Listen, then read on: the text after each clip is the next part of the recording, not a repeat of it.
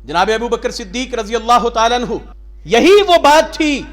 یہی وہ اخلاص تھا، یہی وہ ایمان تھا، یہی وہ تقوی تھا، یہی وہ للہیت تھی کہ جس کے لیے اس امت کے فقیہ نے جناب عبداللہ ابن مسعود رضی اللہ تعالیٰ عنہ نے یہ بات کہی تھی، اولئک صحاب محمد اختارہم اللہ لصحبت نبیہ ولإقامت دینہ فاعرفوا لہم فضلہم۔ یہ وہ لوگ ہیں کہ جن لوگوں کو اللہ نے جب نبی کریم صلی اللہ علیہ وسلم کی مصابحت کے لیے، آپ کی صحبت کے لیے، آپ کا ساتھ دینے کے لیے، آپ کے دین کے غلبے کے لیے اللہ رب العزت نے ان لوگوں کو پسند کیا تھا۔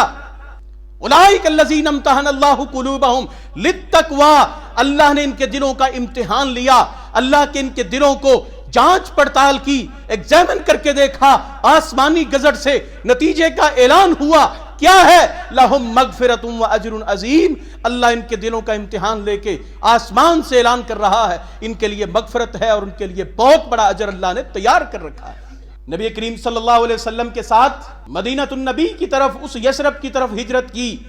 پھر آپ کی شخصیت کا ایک وہ پہلو جو نبی علیہ السلام کی جب رحلت ہوئی، یہ اتنا غم کا وقت تھا، اتنی شدت کا وقت تھا کہ نبی علیہ السلام کہ جن کے ساتھ کوئی عرب سے آ رہا تھا، کوئی اجمی تھا، رومی فارسی تھے، ایرانی ترانی تھے، گورے کالے تھے، کہاں کہاں سے آ کے جمع ہوئے تھے، لوگ سازشیں کر رہے تھے کہ محمد کریم صلی اللہ علیہ وسلم ان کے پیغمبر کی وفات ہو گئی ہے، ان کے پیغمبر دنیا سے چلے گئے ہیں، مدینے کے اوپر چڑھائی کرو، مدینے کے اوپر لشکر دوڑاؤ، بندے چڑھاؤ، مدینے کے اوپر پیسے لگاؤ، مدینے کی اینٹ سے اینٹ بجا کے رکھ دو۔ اس وقت میں شدت کے عالم میں کہ جب قبائل مرتد ہو رہے تھے، لوگ زکوٰۃ سے انکار کر رہے تھے، مدینہ کی رٹ سے نکل رہے تھے، انتہائی شدت کے عالم میں، پریشانی کی اس حالت میں سیدنا ابو بکر صدیق ڈٹ کے کھڑے تھے۔ پھر کہا تھا، لوگوں میں محمد کریم صلی اللہ علیہ وسلم کے دیے ہوئے نقوش سے ایک بالشت بھی پیچھے ہٹنا گوارا نہیں کر سکتا، پرندے میرا گوشت نوچ نوچ کے کھا جائیں، لیکن میں محمد کریم صلی اللہ علیہ وسلم کے طریقے سے ایک بالشت کے فاصلے میں بھی پیچھے نہیں ہٹ سکتا۔ واللہ لا اقاتلن من فرق بین الصلاۃ والزکاۃ، صحیح بخاری ہے۔ ہم ان لوگوں سے جہاد کریں گے، قتال کریں گے کہ جن لوگوں نے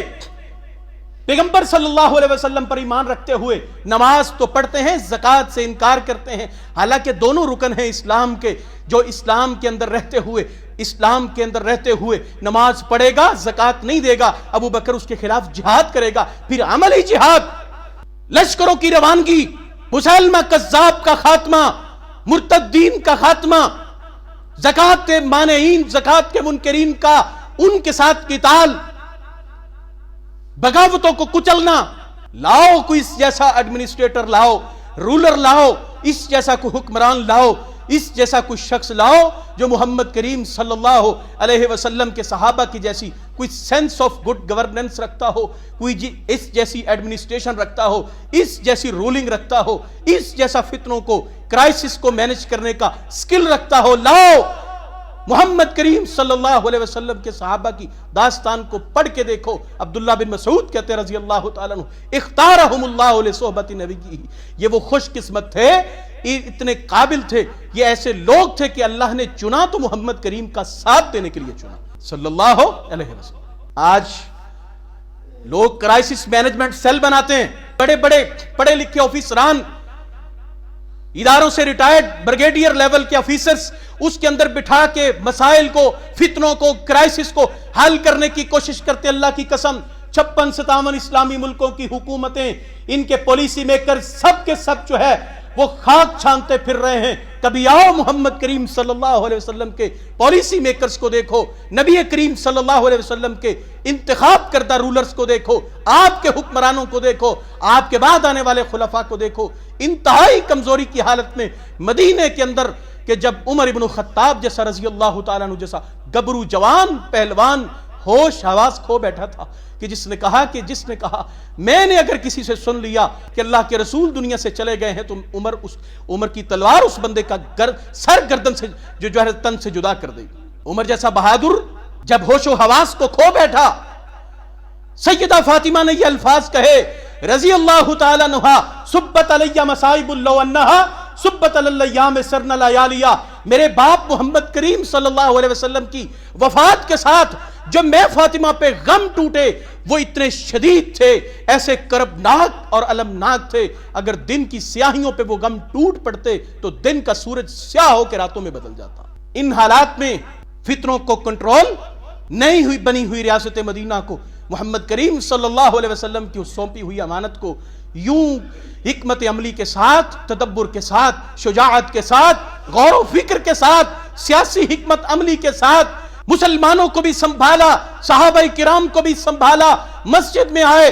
حالات ایسے تھے کہ جو کنٹرول سے باہر تھے، مسجد نبوی میں آئے، خطبہ پڑھا، لوگوں کو بٹھایا، ابو بکر صدیق رضی اللہ تعالیٰ عنہ نے یہ آیت پڑھی وما محمد الا رسول قد خلت من قبلہ الرسل افإن مات او قتل انقلبتم على اعقابکم ومن ينقلب على عقبیہ فلن یضر اللہ شیئا وسیجزی اللہ الشاکرین۔ سورہ آل عمران چوتھے پارے کی آیت ہے، آیت پڑھ کے بتائی سیدنا عمر بن خطاب رضی اللہ تعالیٰ عنہ جو پاس تیش اور غصے کی حالت میں بیٹھے تھے، کہتے ابو بکر یوں لگا کہ جیسے میرے اوپر غموں کے پہاڑ ٹوٹ پڑے ہوں، مجھے ابھی لگا کہ یہ آیت میرے علم سے باہر تھی، مجھے ایسے لگا جیسے ابھی یہ آیت نازل ہوئی ہے، تو مجھے یقین ہو گیا کہ اللہ کے رسول واقعی دنیا سے رخصت ہو گئے۔ ہمیں ان کے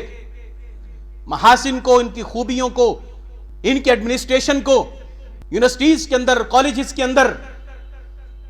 اپنے سلیبس کے اندر، اپنی کورس آؤٹ لائنز کے اندر ہمیں ان چیزوں کو شامل کرنا چاہیے۔ ہم جب پڑھتے ہیں نپولین کو، فلانے ڈھمکانے کو، ہٹلر کو پڑھایا، فلانے کو پڑھایا، یہ وہ جو انسانیت کے قاتل تھے، لوگوں کے حقوق کے غاصب۔ کبھی آؤ اس طرف محمد کریم صلی اللہ علیہ وسلم کے ان جیسے صحابہ کرام کی جماعت کو پڑھ کے دیکھو کہ جن لوگوں نے نبی کریم علیہ السلام کی نہ زندگی میں آپ علیہ السلام کے دین سے ایک قدم پیچھے ہٹ رہے ہیں، نہ آپ کی وفات کے بعد ہی ایک قدم پیچھے ہٹنا گوارا کیا۔ نبی کریم صلی اللہ علیہ وسلم فرماتے ہیں ابو بکر انت عتیق اللہ من النار،